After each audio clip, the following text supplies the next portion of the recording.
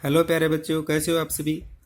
प्यारे बच्चे, पिछले वीडियो में हमने भक्तिन पाठ की शुरुआत की थी और उस कहानी को थोड़ा सा आगे पढ़ा था हमने। तो उसी के आधार पर ये जो दो क्वेश्चन हमारे अभ्यास के क्वेश्चन बनते हैं जो हमने पिछली वीडियो में पढ़ा था। तो अगर आपको वो अच्छे से कहानी समझ में आई होगी तो वो उस वहाँ से दो प्रश्न बनते हैं हमारे, जितना हमने पढ़ा है उतने से। तो हम उनको प्रश्नों को हल करते हैं, देखते हैं कि कितना हम कर पाएंगे। तो पहला प्रश्न अभ्यास के प्रश्न ही है, साथ के साथ मैं कहानी भी सुनाता चलूंगा आपको जो एक वीडियो में, और वो वीडियो थोड़ी लंबी हो गई थी इसलिए मैं उसको क्वेश्चन आंसर नहीं करवा पाया, इसके लिए अलग से वीडियो बना रहा हूँ। तो पहला प्रश्न है कि भक्तिन अपना वास्तविक नाम लोगों से क्यों छुपाती थी, भक्तिन को यह नाम किसने और क्यों दिया था।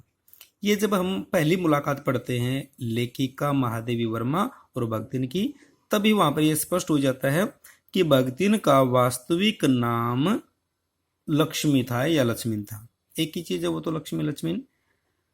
तो ये उनका वास्तविक नाम था। अब बात क्या है कि वो अपना नाम लोगों से क्यों छुपाती थी। उसको लगता था जब वो नौकरी लेने के लिए आई थी तो वो बिल्कुल गरीब हालत में थी, और नाम क्या है, नाम है लक्ष्मी, खुशहाली का प्रतीक, धन की जो देवी हमारी लक्ष्मी, लेकिन है वो बिल्कुल गरीब लक्ष्मी।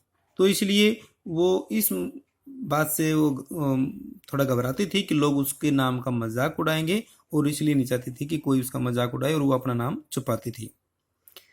अब है कि भक्तिन को यह नाम किसने और क्यों दिया। जब उसने कहा महादेवी वर्मा को कि आप मुझे इस नाम से ना पुकारें, तब महादेवी वर्मा ने कहा ठीक है भाई, नहीं पुकारेंगे, लेकिन देखे तो अब इसको दूसरा नाम क्या दें। तब उसके गले में कंठी थी, भक्तों जैसे उसकी वेशभूषा थी, तब उसने उसका नाम भक्ति नहीं रख दिया, भाई हम तेरे को भक्ति नहीं कह लेंगे। तो ये इसका आंसर बनता है कि भक्तिन को यह नाम महादेव वर्मा ने दिया, क्योंकि वो है भक्तिन ने प्रार्थना की थी कि आप मेरे लक्ष्मी नाम का प्रयोग ना करें। प्रश्न नंबर 2 है, वो भी इसी से बनता है कि दो कन्या रत्न पैदा करने पर भक्तिन पुत्र महिमा में अंधी अपनी जेठानियों द्वारा घृणा व उपेक्षणा का शिकार बनी। ऐसी घटनाओं से ही अक्सर यह धारणा चलती है कि स्त्री ही स्त्री की दुश्मन होती है। तो हमने इस चीज को बताना है कि भाई स्त्री ही स्त्री की दुश्मन है होती है कैसे, इस पाठ के संदर्भ में हम कैसे बताएंगे।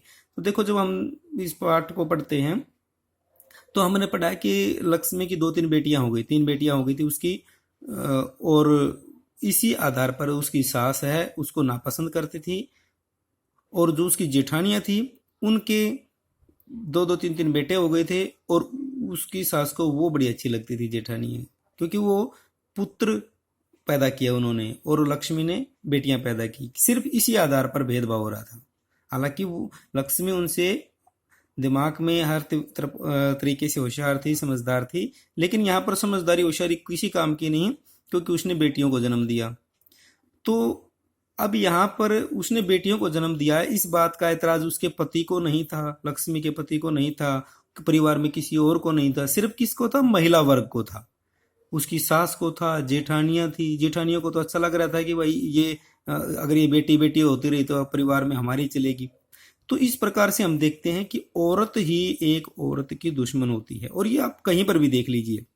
बेटी होती है परिवार में तो आदमियों का इस पर ज्यादा असर नहीं होता, पुरुष वर्ग का कोई से ज्यादा कोई आपत्ति नहीं होती, स्त्रियां से खुल के सामने ना आए, लेकिन अंदर ही अंदर वो इस चीज को जरूर बता करती हैं कि इसका तो बेटियां ही बेटियां होती हैं।